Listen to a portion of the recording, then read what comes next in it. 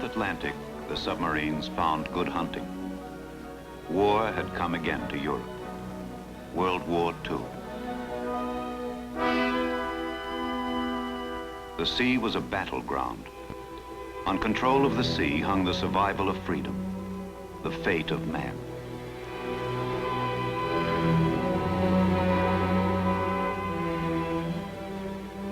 If the ships, enough of them, got through, isolated England might live. If the ships, enough of them, were sunk, England would starve, Europe would die.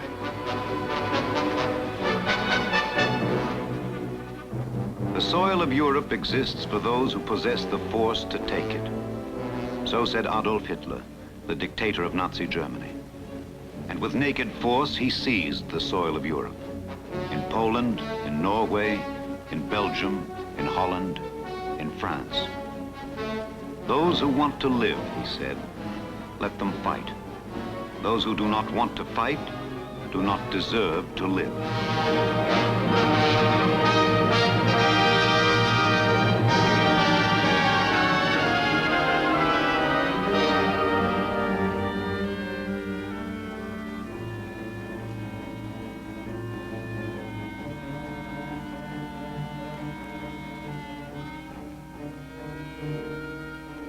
Driven off the continent by the German armies, driven underground at home by the German Air Force, the British stood alone in the path of Nazi conquest.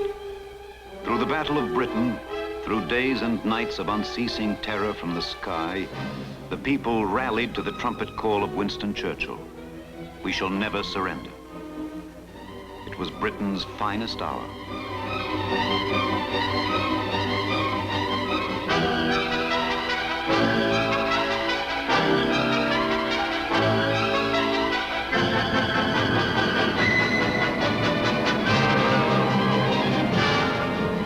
And the fire that swept London ignited the world. After years of aggression and expansion in the Far East, after months of diplomatic tension with the United States, the Empire of Japan struck. Struck in secret and with stealth. In the remote Pacific, it was the dawn of X Day, the day of infamy. The pilots of the Rising Sun had their orders. Advance into Hawaiian waters, and upon the very opening of hostilities, attack the main force of the United States fleet at Pearl Harbor.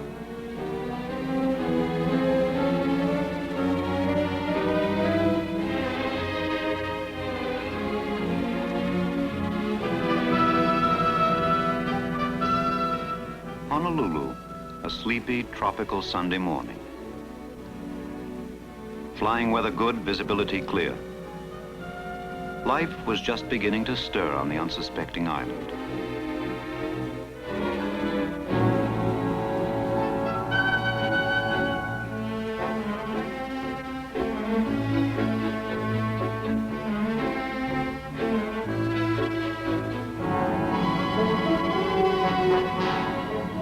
Ten minutes to 8 on December 7th, 1941.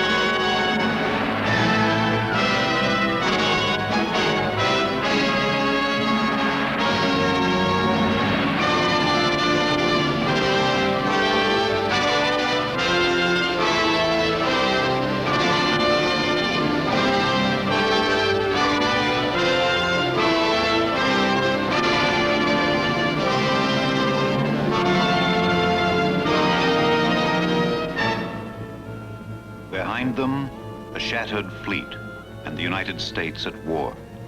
Before them, the domination of all Southeast Asia. Glory was their goal, glory for the emperor, and oil and rubber and rice for a victorious Japan.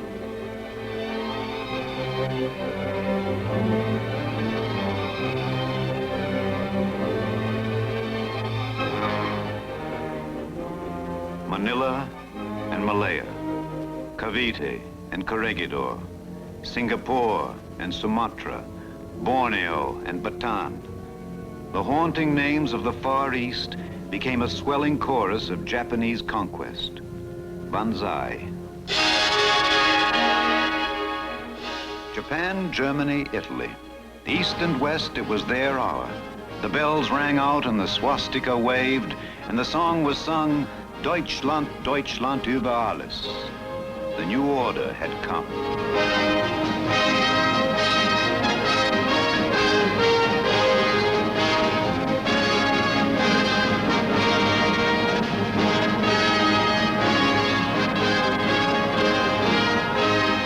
It was Adolf Hitler's hour, and there were high matters of state to settle with his fascist partner Benito Mussolini of Italy.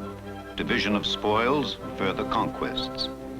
The little figurehead king, Victor Emmanuel, joined in the pomp and ceremony that veiled the brutal realities of dictatorship. Force, terror, whole nations in bondage. And the song was sung, today Europe belongs to us, tomorrow the world.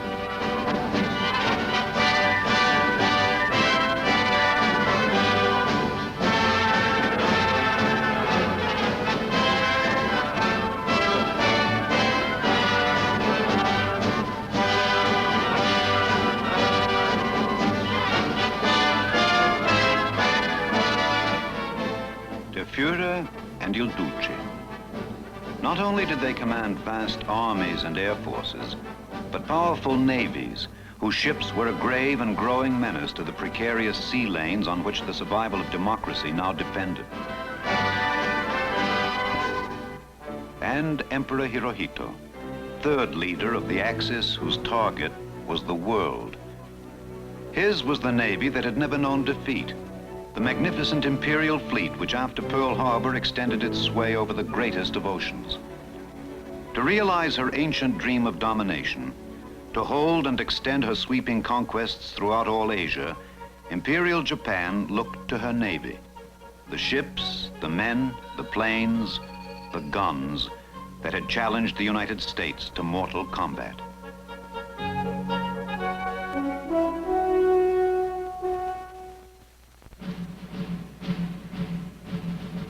A generation of Americans had a rendezvous with destiny.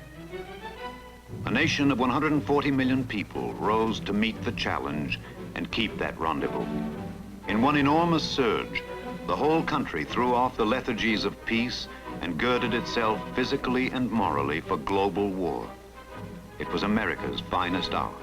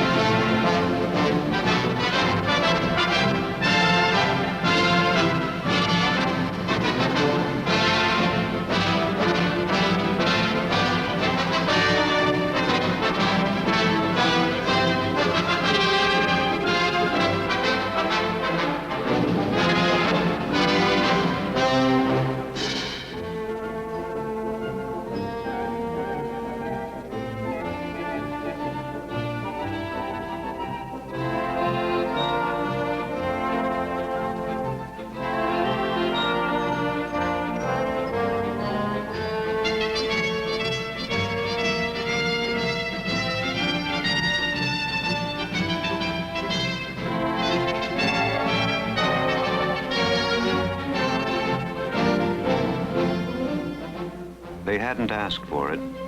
They didn't want it. But they came in their millions from the towns and the cities, from the farms and the streets, the rich and the poor, to answer the call. Together in the great fellowship of war, they faced a common future in distant places with uncommon names.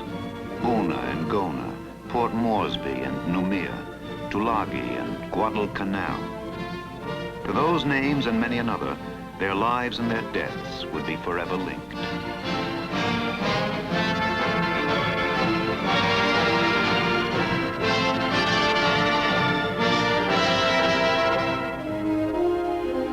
The war's longest ocean lifeline, 6,000 miles of open sea, stretched from the west coast of America to the east coasts of New Zealand and Australia.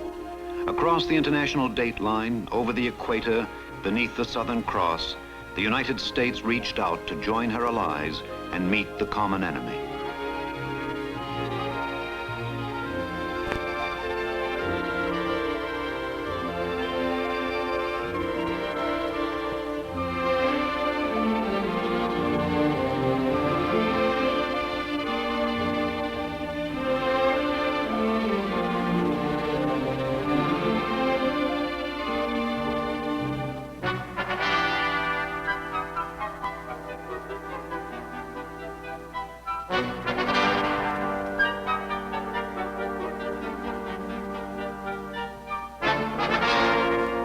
After days of boredom, after weeks of tedium, the orders went out to the crowded, cramped Marines.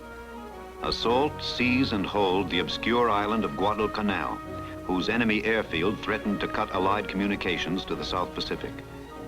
On August 7th, 1942, exactly 8 months after Pearl Harbor, the United States of America began its first offensive action against the Empire of Japan.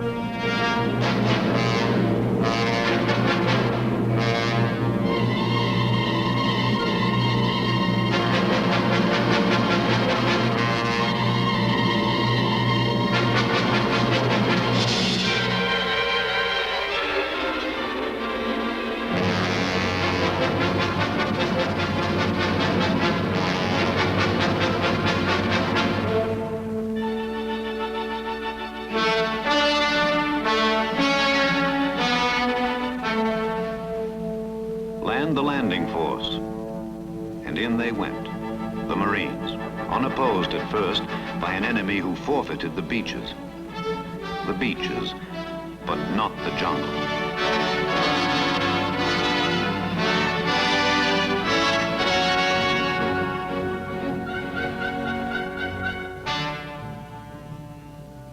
The jungle, a place of menace and mystery, where wild orchids flourished and cockatoos screeched. 90 tangled miles of it, reeking with rot, disease, and decay. And now it began. The toil and the terror that made Guadalcanal not a name, but an emotion. There was the enemy, savage, but unseen. There was the enemy, unseen, but everywhere.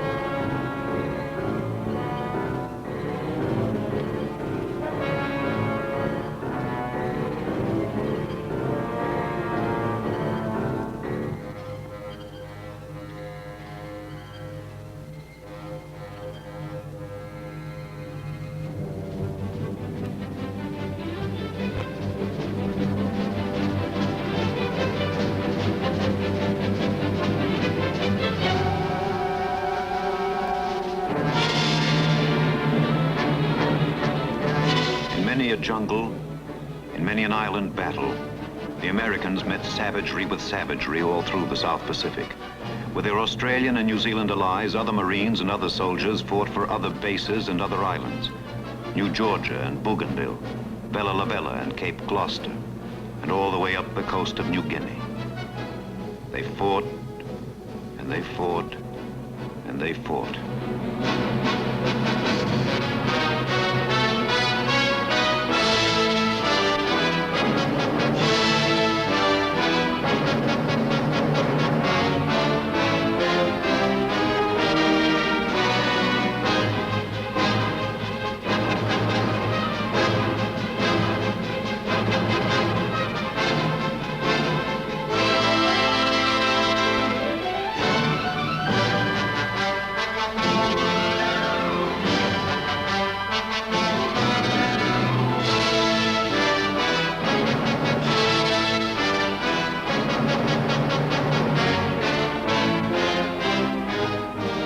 History of human slaughter, few troops ever endured such scourging as the soldiers, sailors, and Marines in the Solomon Islands and New Guinea.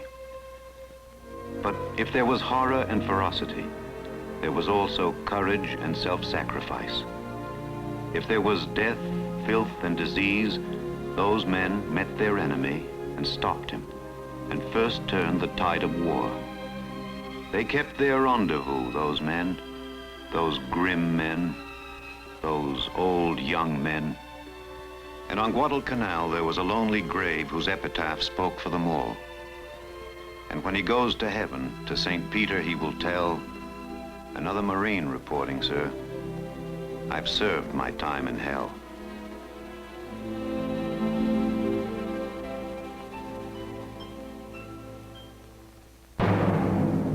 But the storm just beginning in the Pacific had long been raging in the Mediterranean.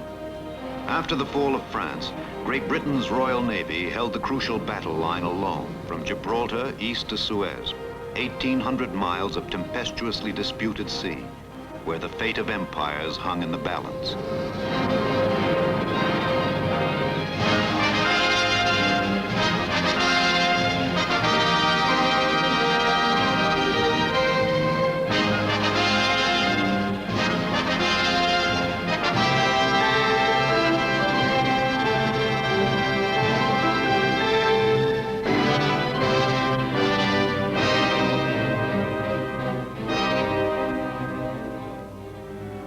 The ordeal was great, the odds impossible. But officers and men remembered the ancient words, "It is upon the Navy under the good providence of God that the wealth, safety, and strength of the kingdom do chiefly depend."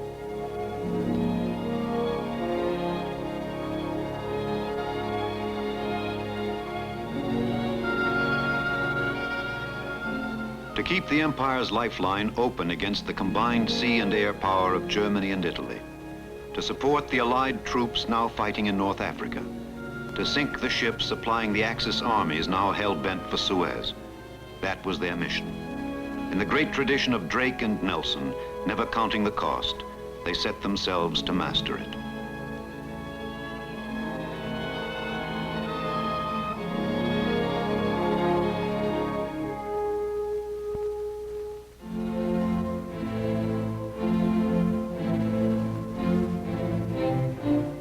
The Italian surface fleet, deployed in 3 swift squadrons, was skilled in maneuver and gunnery and manned by able crews. Off Calabria, off Cape Spartivento, at the Battle of Matapan, Italian and British warships converged and clashed in a series of sea battles whose like may never be seen again. Hull to hull, gun to gun engagements that decided the fate of the Mediterranean.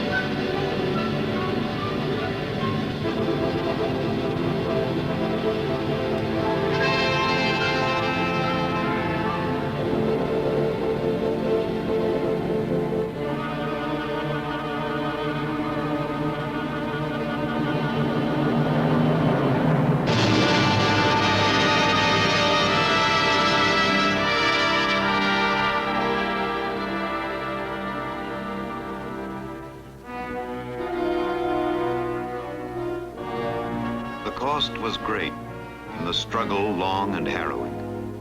But the Axis ships went down, sunk with all their supplies, without which the Axis armies in North Africa could not survive. Defeated at sea, the Germans and Italians were strangled on the trackless desert sands they had come to conquer.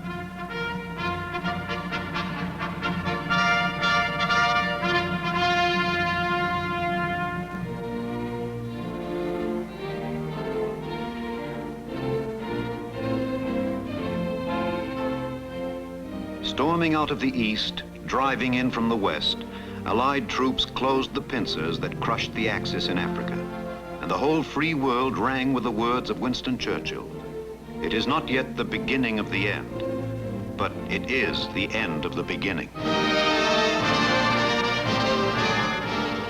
Now there was something new in the war, in North Africa as well as at Stalingrad. Long lines of Axis prisoners, for whom the war was already over. And not by eastern windows only, when daylight comes in the light. In front the sun climbs slow, how slowly. But westward, look, the land is bright.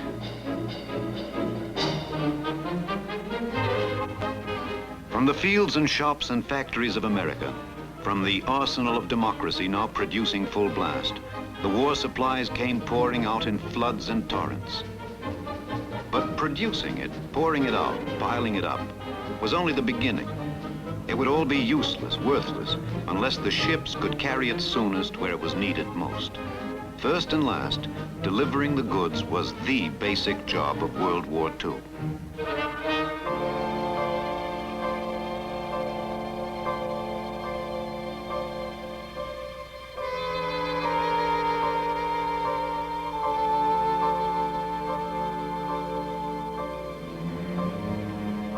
For the Atlantic convoys, the war began just beyond the harbor as the ships sailed into open sea, out where the weather brewed its fury, out where the submarines bred death.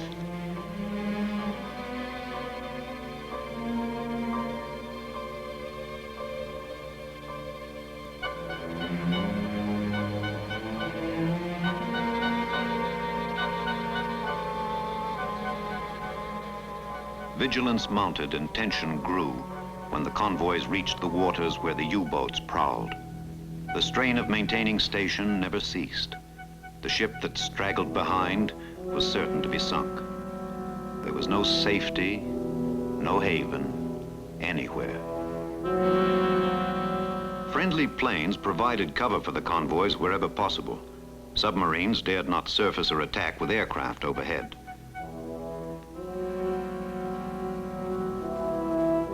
But beyond the reach of any sky patrol lay a vast mid-ocean gap. The sailors called it the Black Pit. It was the terror of the North Atlantic.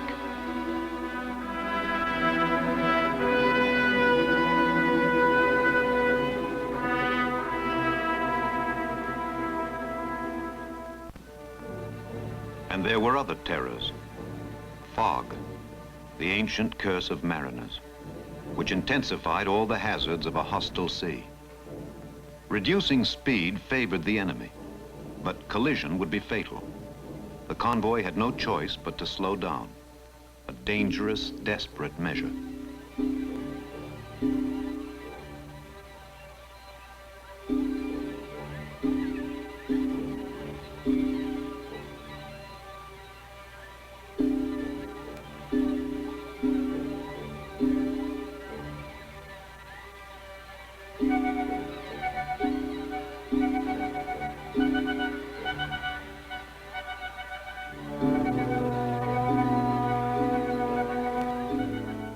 All that endurance and courage, all that skill and seamanship could do was done.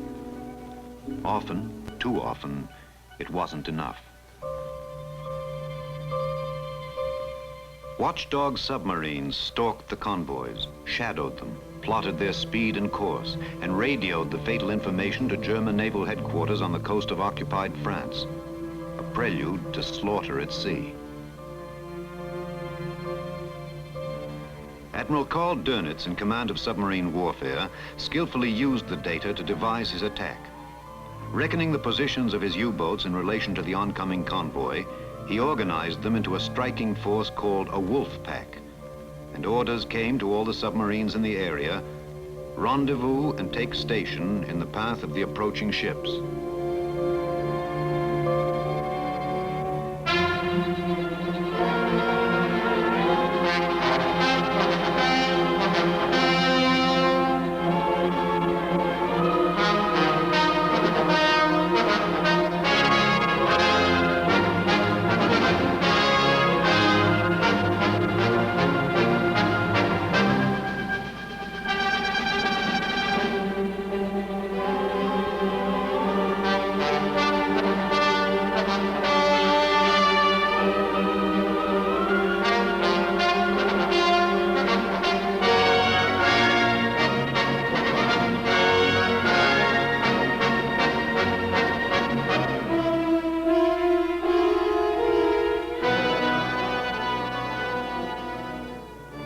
The wolf pack deployed around the convoy, giving each skipper his share of the spoils.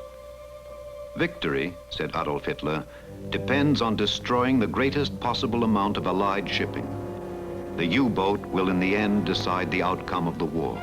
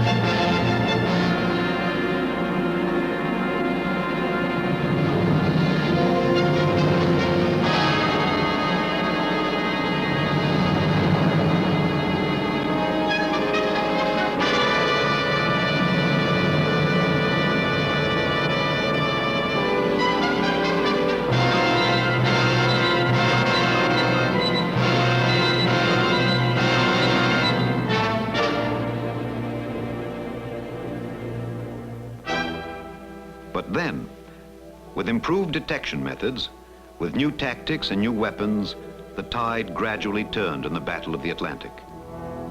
By pooling their brains and their resources, the navies of the United States, Great Britain, and Canada made the Atlantic even more deadly for the submarines than the submarines had made it for the convoys.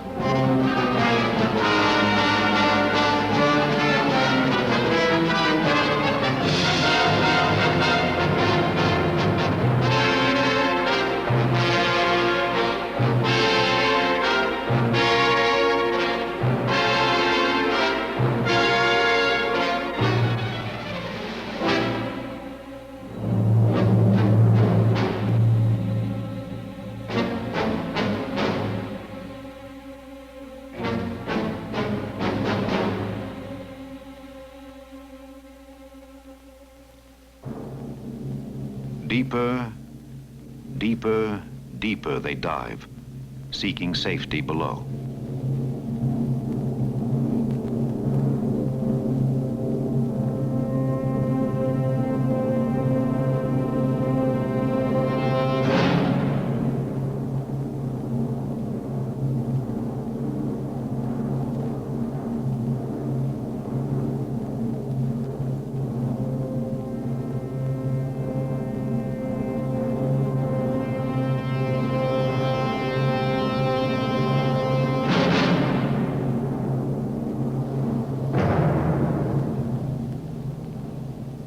fatal wound. This U-boat, like 800 of her sister ships, will never kill again.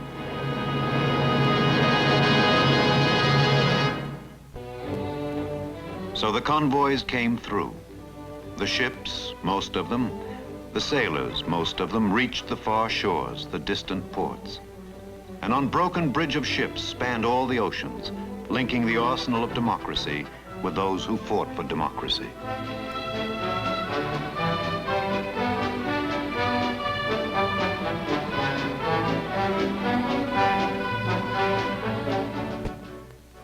See Naples and die. An old saying took on new meaning. Thousands of Allied soldiers and sailors died for the port of Naples, at Sicily, at Salerno, at Anzio. But it became a major base for the masses of supplies and men that would break the German grip on Italy.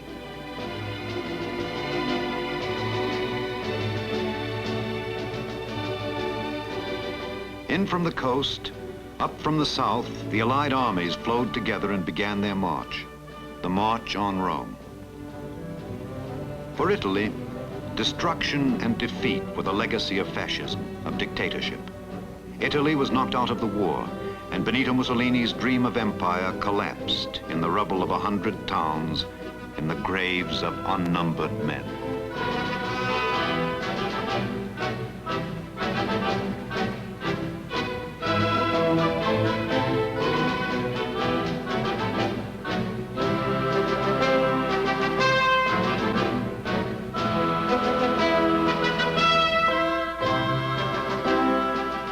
Northward the Germans fled, northward to dig in and fight hard again.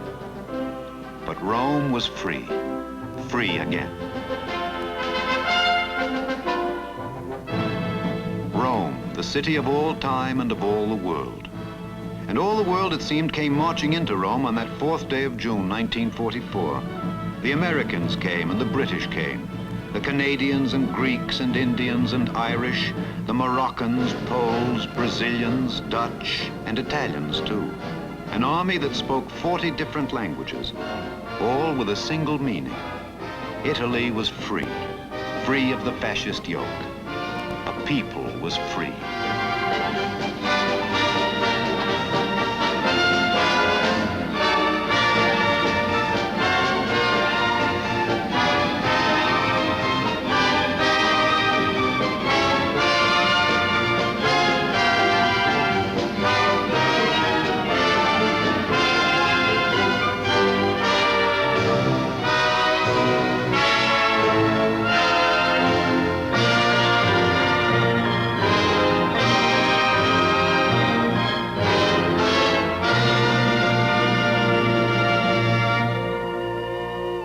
Just 2 days later, on the English Channel, an even more historic event was in the making. And another prayer was offered up. A prayer which echoed the words of General Eisenhower, the Supreme Allied Commander. Let us all beseech the blessing of Almighty God upon this great and noble undertaking. It was the day called D.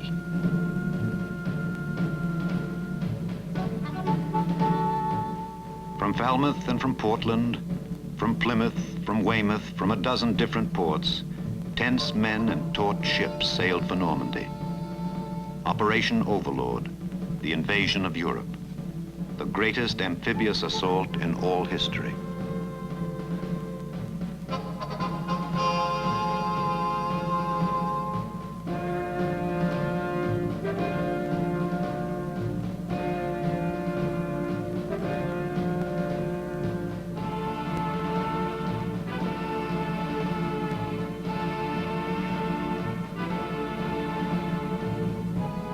Waiting for them across the narrow English Channel, the ultimate barrier. Hitler's Atlantic Wall, massive guardian of Festung Europa, the fortress of Europe. Mile after mile of concrete and steel, bristling with cannon, studded with armament, manned by 60 Nazi divisions. And the beaches were strewn with death for any who dared transgress.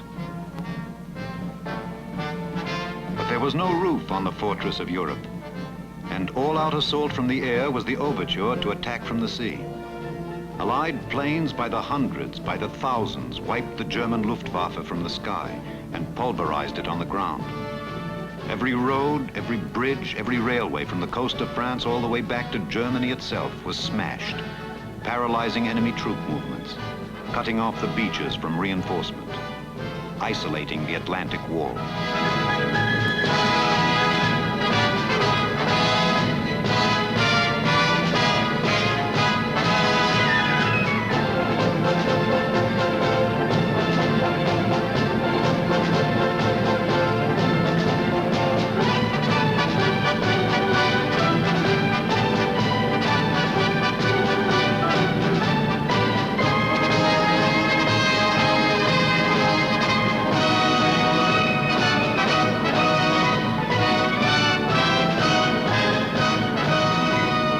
The mightiest armada ever assembled, 4,000 ships, 200,000 men, bore down on the coast of Normandy as H hour approached.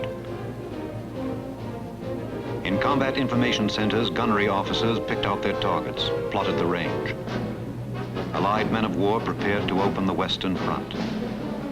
H hour of D-Day, June the 6th, 1944. The supreme climax of the European war.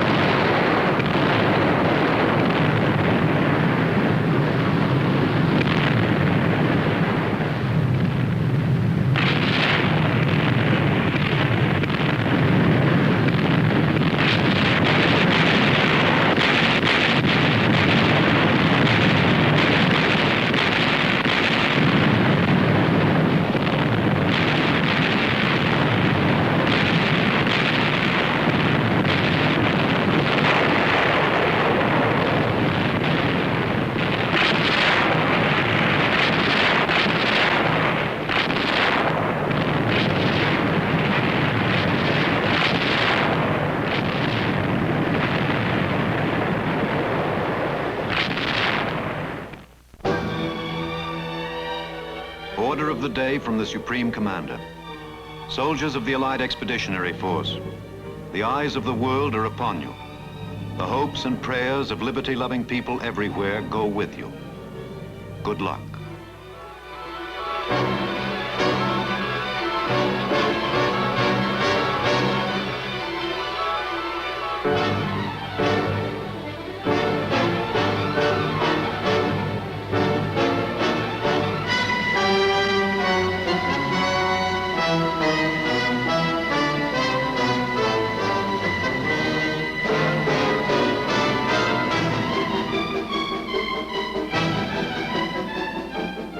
The order of the day also said, your task will not be an easy one. Your enemy is well-trained, well-equipped, and battle-hardened. He will fight savagely. He did.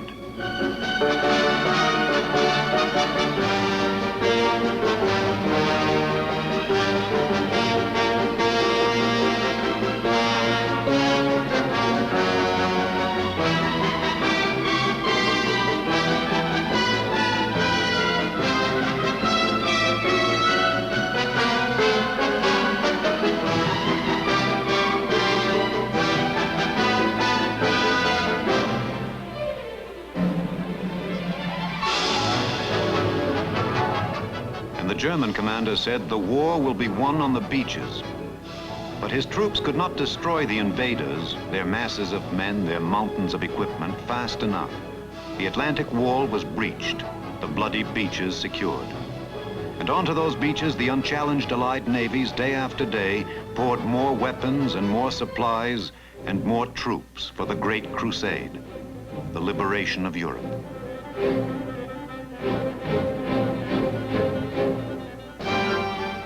Ahead lay Paris and the Ruhr and the Rhine. Ahead lay one final and terrible year of war. But Nazi Germany was doomed. Behind them, the beaches, strewn with the bodies of those who died to enslave the world and those who died to free it.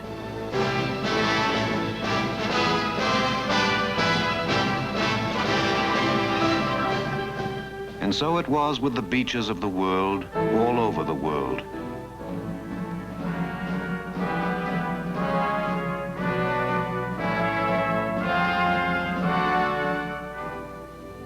In the Central Pacific, the ships and their sailors, the planes and their pilots, the landing troops, had profoundly altered the course of the war.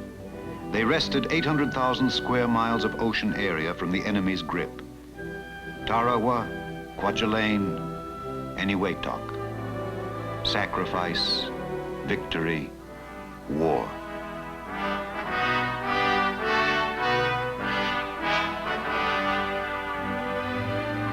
And all over the Pacific, American submarines had one prime objective: sink the Japanese merchant marine. For the island empire would survive only as long as her ships could feed her at home and sustain her armies abroad. So the merchant ships went down, 1,392 of them.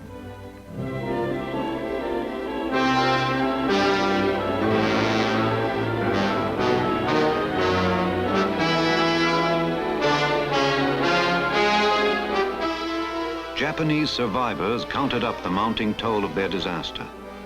6 million tons of shipping sent to the bottom.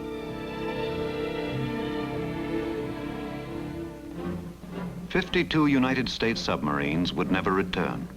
Their epitaph, overdue, presumed missing. But for those that survived the lonely patrols in enemy waters, it was back to the barn, back to Pearl Harbor.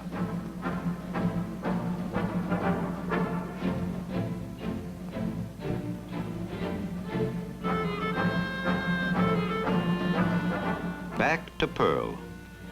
With the enemy threat to Hawaii long past, it meant time out from war for the men of the fleet. It meant time for hula girls and flowered leis and fun.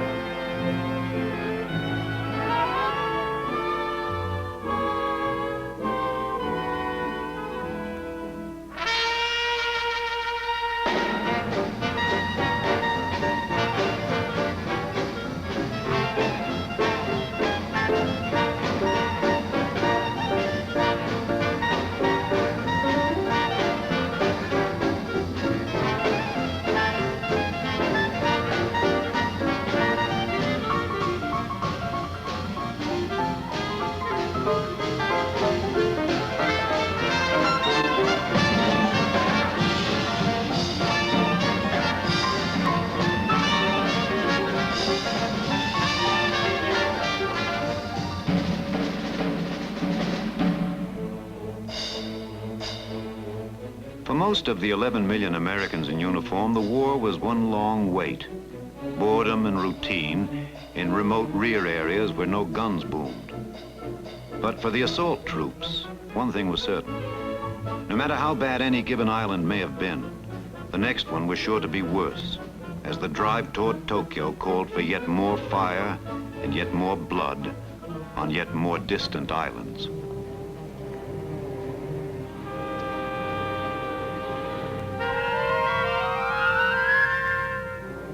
Not all the battles of the Pacific were fought against the Japanese.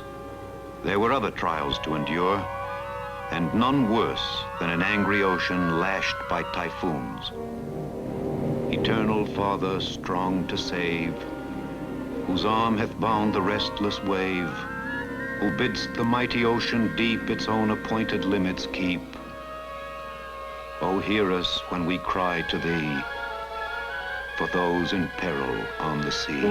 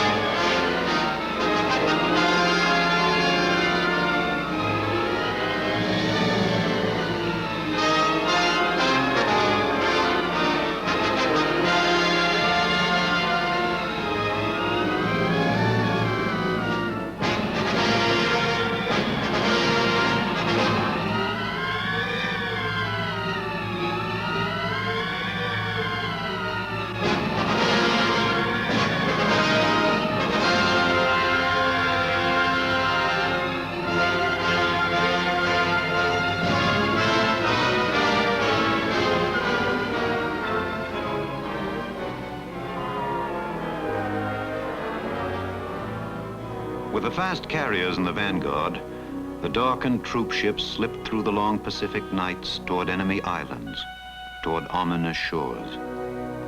With dawn would come the test of combat, the ordeal by fire.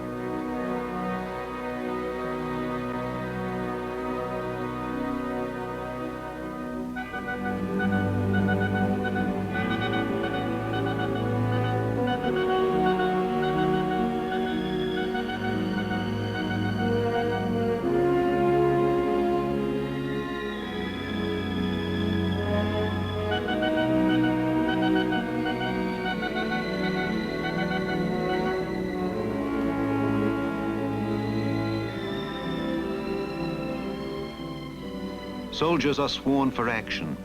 They must win some flaming, fatal climax with their lives. Soldiers are dreamers. When the guns begin, they think of firelit homes, clean beds, and wives.